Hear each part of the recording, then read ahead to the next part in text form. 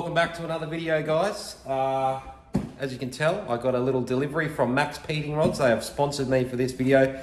If you don't know who they are, check them out. Links in the description. Let's check out what we got here in the box. It's a brand new GT45 turbo, so let's have a look at it. Let's have a look what's in the box. It looks pretty massive to begin with. We've got a couple of gaskets. We're going to need them.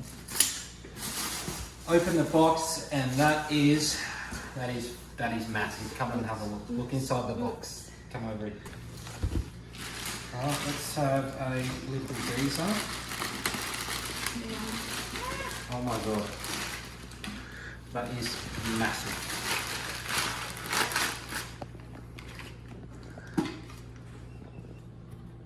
Normal. That is so freaking big. What noise do you think it's going to make?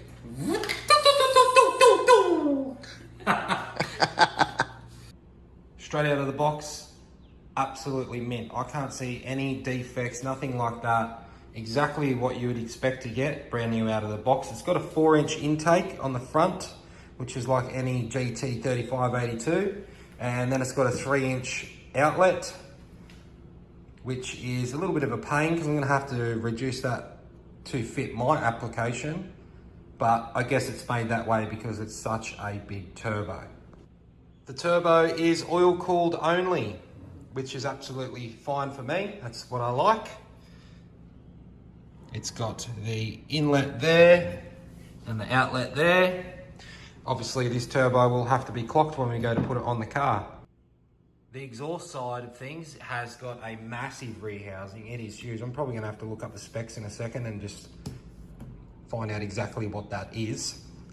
The V-band on the back, which it's a bit of a pain for me. Once again, that's a 3-inch, this is a 4-inch.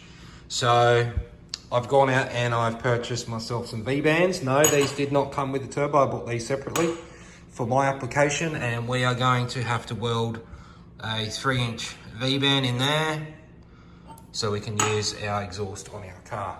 I'm going to look up the specs right now.